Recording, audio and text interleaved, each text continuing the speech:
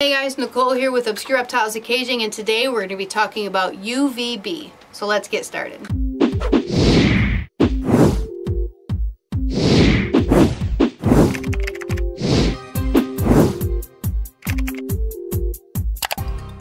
Hey guys, so today we're going to be going over UVB, what it is, what's the best options out there. All species are different, but we're going to cover a couple of different things for you, and we're going to go over understanding what UVB you should be using for your specific animal and what type of bulbs are the best. So there are two different options when you purchase UVB. You can get a tube light, which are in these. I'll throw up a picture here of tube UVB, and there are also bulb UVB. Most of the time, since these are much cheaper, these are what you'll see in people's different cages. If you have something that is smaller, that doesn't have a very large enclosure, something like this could work, but generally, especially if you have something like a species of monitor, you have a bearded dragon, you have something that is active and moves around, you want 2/3 or 3/4 of their enclosure covered by UVB. So this right here is a 5x2x2 PVC enclosure. Inside to inside dimensions is a little bit smaller, but inside here we actually have a 36-inch long UVB tube light. This one's Arcadia. I'll put up the exact one that we are using. You can also see when you go to different websites there are different percentages of UVB. There is a forest one, a desert one, and a tropical one. Depending on your different species will determine exactly the percentage of UVB, but I'm going to put up a couple different ones on screen. But I also want to show you this breakdown that are on the back of all UVB lights, whether they are bulbs or tubes.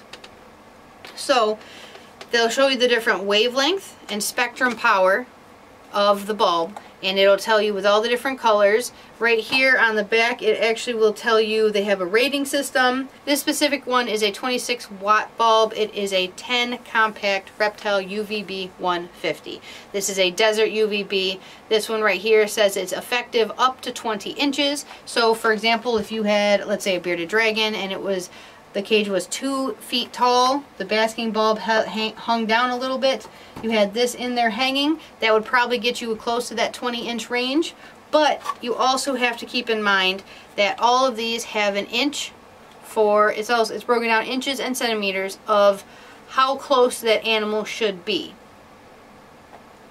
So this one actually doesn't have the species, but a lot of times on these bulbs it'll say, let's say bearded dragon, and it'll say 12 inches. That means your dragon has to be within 12 inches of reaching this, but a standard dragon cage is 20 inches tall. So you're going to need something like a basking shelf, something for it to climb on to get close enough to that UVB. That's why this UVB, it had to be within 14 inches to be the maximum strength that you want, for example with Ackie monitors. So we put all this stuff in here so that the Ackies can get their UVB, whether they're eating, they're just hanging out, getting water. The only time they are not getting direct UVB is when they're on their basking area. The reason why, again, the tube UVB is so important, all these animals who require UVB are things that can get MBD, which is metabolic bone disease. I'll see if I can find some pictures. It's really awful for animals that require UVB. They can get very, very sick. Their bones stop growing. They almost become very brittle. Their bodies get super deformed, and I'm sure it's incredibly painful for these animals for a simple bulb that is being missed in their enclosures. So if you go to a pet store, a reptile show, anything, make sure you are asking, if you don't know about the species you are interested in purchasing, what they require. Most notably, bearded dragons need UVB.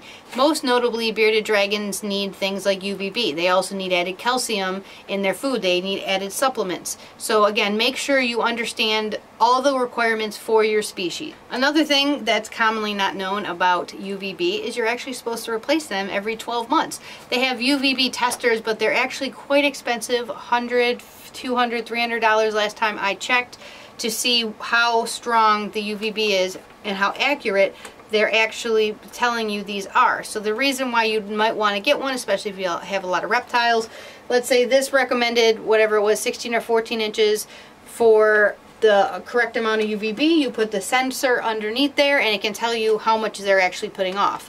Even if your UVB light bulb has not died out and it's 12 months, it's highly recommended that you change that bulb. As they age, they put out less and less UVB. They'll still be bright to your eyes, but it doesn't necessarily mean that they're actually giving off the proper UVB. Now the biggest breakdown when it comes to, again, these on the back of their box, all of them are different, but some of them are very nice. Some of them will say if you're using this bulb and you have a bearded dragon, you have to be within 10 inches, but then there's also a danger level. Let's say you can be within 6 to 10 inches, but anything under 6 inches is not good for them. That gives you the bad range of UVB, and it gives too much and is too powerful. So for example, these Eckies, there again are, I believe it's forest, desert, and tropical.